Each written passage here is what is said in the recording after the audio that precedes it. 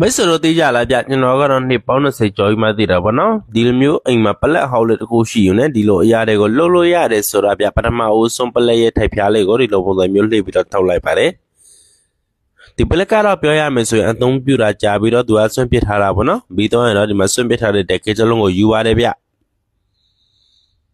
မနော်တက်ကဲကတော့နိုင်တက်ကဲအဟောက်လေးတွေကိုအသုံးပြုမယ်ဆိုလည်းအဆင်ပြေပါတယ်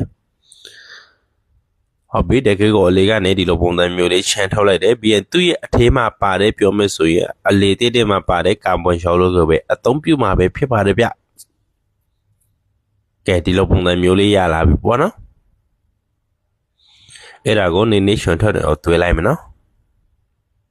ပုံမှန်အားဖြင့်မိတ်ဆွေတို့အိမ်မှာဒီမျိုးတကယ်အဟောက်လေးတွေအားကုန်သွားပြီဆိုရင်ဆွန့်ပစ်လိုက်တာမျိုးတော့ပလက်တွေအသုံးပြုလို့မရတော့ဘူးဆိုဆွန့်ပစ်လိုက်တာမျိုးတွေလူလိုက်လို့လောက်ကြတာပေါ့နော်ဒီနေ့ကတော့အဲ့ဒီဆွန့်ပစ်ပစ္စည်းလေးတွေကိုပဲဘယ်လိုပုံစံမျိုးအသုံးချပြသွားမလဲဆိုတာတစ်ချက်ကြည့်မယ်ဗျာဟုတ်ပြီဝါယာကြိုးတစ်ခုကိုပလက်ရဲ့ဒီလိုအထဲမှာထည့်လိုက်တယ်နော်ပြီးရင်ခုနကကာဗွန်ရှောက်လေးကိုအိမ်မှာထည့်မှာပဲဖြစ်ပါတယ်ဗျကဲဒီလိုပုံစံမျိုးလေးရလာပြီကဲမင်းကျိုးရဲ့နောက်ထိတ်စားတစ်ဖက်ကိုဒီလိုပုံစံမျိုးလေးခွာပြီးတော့နောက်တစ်ဖက်မှာဒီလိုပုံစံမျိုးဒါ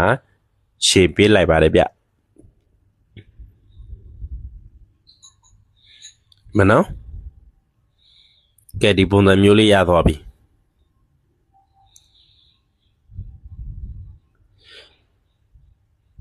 ကဲပြီးတော့ရင်တော့ဒါတော့ဒီကွာပေါ့နော်ဒါတော့ဒီနတ်တိုက်တွေကိုဒါနတ်ကွင်းတွေကိုဖြုတ်တဲ့ကွာကိုအသုံးပြုထားပါတယ်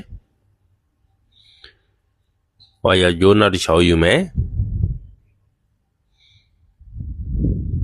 ပြီးရင်ပလက်ရဲ့သူ့ရဲ့ထိပ်ဖြားလေးပေါ့နော်အဲ့ဒီနေရာမှာတတိချလေးဒါတင်းကျက်နေအောင်ဒီရှည်ထားလိုက်တယ်ပေါ့နော်ပြီးတော့အဲ့ဒီဝါယာကြိုးကိုဒီမှာနော်ပြုတ်ထွက်မသွားအောင်တစ်ခါတည်းဖိထားလိုက်တယ်ကဲဒီလိုပုံစံအနေထားလေးရတော့ပြီဆိုရင်ဒီမှာပလက်ရဲ့အထင်မှာဒီ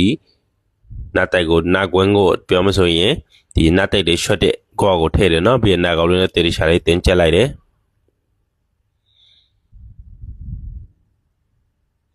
ကဲဘယ်သူထမ်းမှလဲပေါ့နော်ဒီလိုစွန့်ပစ်ပစ္စည်းလေးတွေကိုဒီလိုပုံစံမျိုးလေးအသုံးပြုလို့ရတယ်ဆိုတာဗျ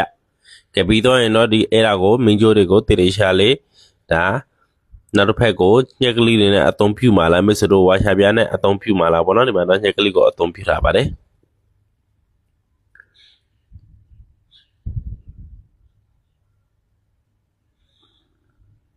ကဲဒီလိုပုံစံမျိုးလေးရတော့ပြီ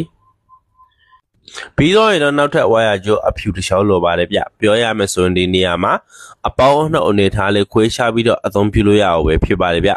နောက်ဝါယာကြိုးတစ်ချောင်းကိုကြတော့ညက်ကလေးနှစ်ဖက်နဲ့နေပြီးတော့ဒီလိုပုံစံမျိုးလေးတစ်ခါတည်းဆက်ထားပေးရမှာဖြစ်ပါတယ်ဒီမှာနော်ဟုတ်ပြီညက်ကလေးလေးနဲ့တစ်ခါတည်းဆက်ထားပေးလိုက်မယ်ပေါ့နော်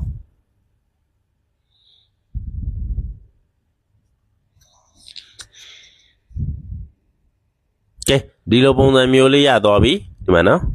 ကဲပစ္စည်းတွေစုံလည်သွားပြီအဲ့လိုမျိုးဆိုရင်ဒီနေရာမှာကတော့ဒီပြောမစကြောက်ဆက်တဲ့မှာအသုံးပြုတယ်ဗီဒီထုံးနဲ့အသုံးပြုပြသွားမှာဖြစ်ပါတယ်ဗျဒီနေ့ကတော့လှည့်ဆက်မိမလာရင်တော့မလွယ်လွယ်ကိုပဲအိမ်မှာမိတ်ဆွေတို့တွေနဲ့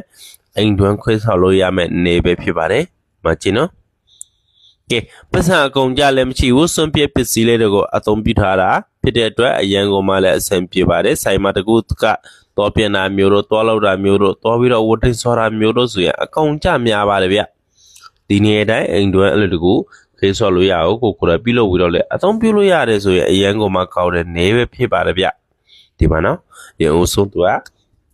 ကဲနာကွန်းလေးတွေကိုအရင်ဆက်ကြည့်မယ်ဒီမှာနော်နာကောက်လေးတွေကိုသူကတန်ပေါ့နော်နာကောက်လေးတွေကတော့တန်ဖြစ်တဲ့အတွက်ကိုဒီမှာနော်ကဲခဲဆော်တာတော့ဝတ်တင်တော့တာတော့အကုန်လုံးပဲပြုလုပ်လို့ရပါတယ်ဗျ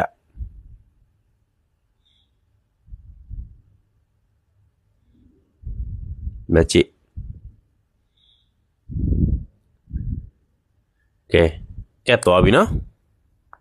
ကဲနောက်တစ်မျိုးအသုံးပြုပြကြည့်ပဲဒါကတော့ဆက်တာပါနော်ကဲ break ဓာတ်တွေကိုဒီလိုပုံစံမျိုးလေးအဲ့ဒါကိုဒီတစ်ခုချင်းစီကိုအကုန်လုံးကိုဒီလိုပုံစံမျိုးလေးဆက်ပြမှာပေါ့နော်ကဲဒါလည်းအဆင်ပြေတယ်ဗျမိတ်ဆွေတို့ရေနော်ကဲအရန်ကိုမှကောင်းတဲ့နေပေါ့နော်မိတ်ဆွေတို့ရေနော်ဒီမှာကြည့် စင်ပြစ်ပစ္စည်းလေးတွေကိုပဲအဓိကအသုံးပြုထားတာဒီဗီဒီယိုလေးကတော့မိတ်ဆွေတို့အတွက်တကယ်ပဲအသုံးဝင်မလို့ထင်ပါတယ်ဗျတကယ်ပဲအသုံးဝင်တယ်တကယ်ပဲအကျိုးရှိတယ်ဆိုရင်ဗျပေကို follower လေးလုပ်ပြီးတော့ comment မှာ yes ဆိုပြီးတော့ရေးခဲ့ကြပါအောင်ဗျအားလုံးပဲအဆင်ပြေကြပါစေမိတ်ဆွေတို့ရေ